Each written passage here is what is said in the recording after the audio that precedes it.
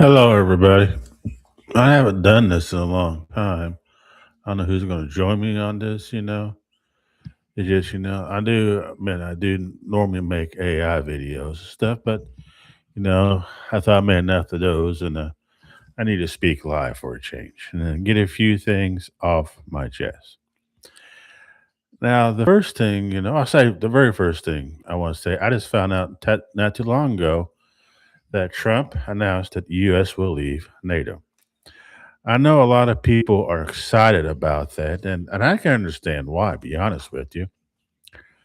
But, and they're thinking, that, the war in Ukraine is going to slow down. There's going to be a peace deal because since yeah, if U.S. does leave NATO, that will put Europe in a very bad situation because they've been pushing for a major war with Russia for the past couple of years now.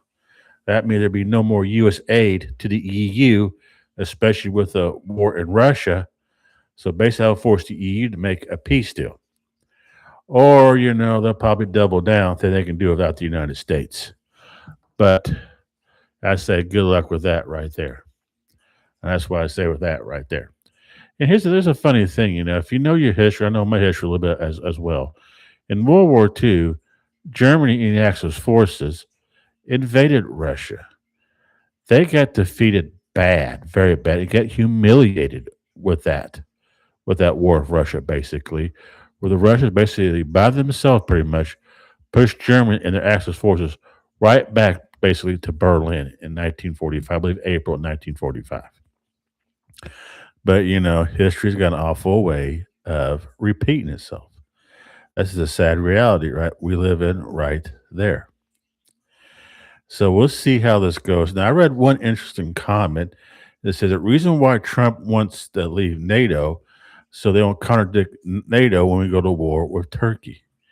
Okay, so if Trump planned on going to war with Turkey after Iran, which technically we haven't defeated Iran, and basically Trump choosing to go to war with Iran was the biggest mistake he ever made, basically in his political career, the lack of basically, because we voted for Trump for very for various reasons, and we didn't vote for Trump to go to war with Iran. Trump was supposed to keep us out of wars, keep us out of forever wars and regime change wars. And look, we're back right back into a regime change war. And Trump promised he had the Russian-Ukraine war ended in a day, and he's in his second term for almost 2 years, basically, going on 3 years, and the Ukrainian and the Russian war is still going. And watching the Canadian prep, I watched a lot of his videos, stuff like that. Excuse me. That Trump was the World War III president, and much hate to say it, I'm starting to believe it's true. It's kind of like this. I supported Trump for the past 10 years, basically, and the wall, these flags you see behind me, they used to be Trump flags. Well, I took them down. I still have a small one up there. I'll probably replace that there eventually because I got very disappointed what Trump is doing and some of the dumb shit he is saying. I wanted to pump that man full of drugs and shit like that and just basically brainwashed him and made a deal with the Democrats, basically. Because it looks like to me he don't even care if he wins the midterms or not. He just don't, basically. He might throw us a few bones, stuff like that. But his face, I'm just being honest with you. When Trump took office in January of 2025, when the Republicans control the House, Congress, and the presidency. They have full control of DC right now, basically. Yet they still really can't get shit done. The shit we want done. We didn't get the mass deportations, basically. No, we did not. Deportations we want. We're still in war. We're still facing high ass inflation, basically. And you have Democrats winning elections. Now you can say a lot of it's fraud. I do believe it is. But I can't say 100% is fraud because a lot of it basically is, the do nothing Republicans that don't do anything for people, basically. And I'd have to call balls and strikes. I really do. I have to call balls and strikes because, Democrats haven't done, I'm sorry, my bad. But the Republicans haven't done anything for the past couple of years. They just hadn't. And that's just the truth. And look where we're at right now, closer to World War III than we ever was before. So when Canadian Pepper says Trump is the World War III president, I just have to believe it. I just do. I'm sorry, I just do. And you have Pete Hegseth, basically, the Secretary of Defense or the Secretary of War, basically, when he renamed it without congressional approval, basically. I think it's kind of illegal, but besides the point. But when we rename, the Department of Defense, Department of War, that he's more like a G.I. Joe figure. I always picture Pete Hegseth like a G.I. Joe figure because I never guess he was in the Oval Office in the press conference with Trump, and they asked Pete Hegseth some questions, and Pete Hegseth said, "We don't negotiate with words; we negotiate with bombs." So, okay, Pete Hegseth, this is where you at the wannabe warrior, basically, that wants to go around bombing everybody, stuff like that. Now, I will give Pete Hegseth some credit where credit is due. He's the only secretary, I say, of war, basically, that actually goes around, talk to the troops, his troops basically, and do PTs with them, stuff like that. Try to set a more better example of him. So I do like some of the stuff he's doing, but he has this GI Joe mentality, basically, yo Joe, go Joe, basically, and this bomb, bomb, bomb, war, war, war, war. And this is not what we want right there. We just don't. But this is where we're heading to right here. And don't you dare think that just because Trump said he's pulling out of NATO, and if that does happen, that he pulls out of NATO because Trump's excuse is that NATO will not back the United States with their Iran war, which that will give NATO's attention right there, be honest with you. That's all of it. So Trump going on TV, and now it's the U.S. that's going to leave NATO. More likely, that's going to force NATO's hand. I just thought about that they're going to have to support Trump in the Iranian war, whether they like it or not. Because the last thing NATO cannot afford to lose is U.S. support. They just can't do that. So it wouldn't surprise me if NATO starts supporting the United States a little more in the Iran war, which the Iran war is a totally big mistake, in my opinion. It just really is. So we're to see where this lands right here. If NATO all of a sudden starts supporting us in the Iranian conflict right here. So this is going to be very interesting very quickly. But, like I said, war's on the horizon, basically. It really is. Because you have Israel talking about go to war with Turkey, and there's no way in hell Israel can defeat Turkey on their own. Because Turkey is about twice the size of Israel. They have a legitimate standing army. I'm sure they have nuclear weapons in Turkey. I'm pretty sure they do. So what in the hell you think Israel thinks they can defeat Turkey without U.S. help? U.S. helps. Why in the hell the United States should go to war with Turkey? There would be no reason. It'd be more stupider going to war with Iran because Turkey is one of our closest allies in the Middle East. They really are. They're more of a secular Muslim country in Turkey. They have churches in Turkey, basically. So it will make no sense whatsoever for us to go to war with Turkey. It just does not. That is the birthplace of the Ottoman Empire.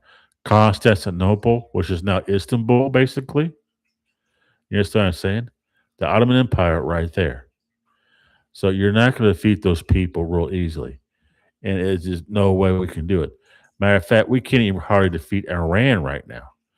They've been bombing the crap out of them for a few months now, and they're still in power. They're still going strong. Trump says, he's a Strait of Hormuz is open because he says open means open. Now it's caught in the Straits of America, basically, which it makes no sense whatsoever because that can never be U.S. territory right there. I'm sorry. The Strait of Hormuz can never be U.S. territory. It just cannot. It will never be U.S. territory. So even saying that on face value is fucking stupid because there's no way the Middle East, the Iranians, the Persians, or Oman, I believe, well especially the Persians, put it that way, will never ever give the United States full control of the Strait of Hormuz. In fact, to be Oman as well. Okay, they just won't do it. They'll make sure it stays under their control. So, Trump saying he can take the Strait of Hormuz. I don't think so. I really don't. I just really don't think none of this will really happen. But now I got to change the subject here. I mean, it was like Dearborn, Michigan. What happened today with Jake Lane? Jake Lane is probably one of the most bravest individuals I ever seen in my life, or the most stupidest individuals I've seen in my life. But the guy got balls. That man has balls, and he's pure heart. What he believes it with passion. Never seen such a passionate man as Jake Lane before. And do the stuff that he does, basically, it takes pretty much bravery what he does, and so much stupidity too. But it takes bravery. Here's a man. Well, I understand. Correct me if I'm wrong. Went to Dearborn, Michigan, not too long ago. And I think a few others. And stand with a sign that says Jesus was king. Jake Lane was assaulted. I think they even tried to throw rocks at him and stuff like that. The Muslims in Dearborn, Michigan. But Jake Lane wasn't having that. Jake Lane said he's going to sell the score right here. So what does Jake Lane do? Basically, got a motorcycle, gangs, got some Christians basically together and started a Christian crusade right into Dearborn, marching right through downtown Dearborn, Michigan, a strong Muslim territory in the United States, unfortunately. Took it down basically to Ford Theater, if I understand. Wait a minute. And march all the way to the city council, basically. I just love how Jake Lane was going off on him. I saw a black pastor going off him as well. How they basically came here to the United States and basically live off the backs of black Americans, which is pretty much true. I just like how that how all that went down right there. I really did. So this what's going on Dearborn. It was very interesting and very good in a lot of ways too. Is showing the Muslims they're not going to take over America. The United States is not UK. We're not Western Europe. We're not going to put up with it. Basically, we're not going to have a bunch of Arabs come here to the United States or a bunch of third world countrymen coming over here with this Islamic ideas and ideology, basically thinking they can come over here and just rape. They didn't come here and just rape American girls, especially American white girls. We're going to stand by let it happen. That's not going to happen, and we're not going to let them take our women, regardless of color, as sex slaves. This is not going to happen here in the United States. One thing now in Western Europe, they may not have a Second Amendment. Western Europeans, unfortunately, may not have gun rights, but here in America, we have gun rights. We have okay, so we have means to protect a lot better than they do in Europe. Now, I do believe in Spain, for I understand, there's is not as bad as Spain. I think the average person can get a pistol and a rifle in Spain. I'm not 100% sure, but I believe they can. But England, forget about it. The most you can have is a rifle. They can only shoot one. It's like a one-shot rifle with one bullet, basically, and that is for hunting. And they come over there checking those things all the fucking time. So the British people don't have weapons like we have weapons here, and they're very limited of knives what they can have basically.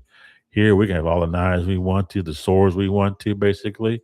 Here in Indiana, we can have pretty much all the guns we want to, all the rifles we want to, and all the ammunition we want to.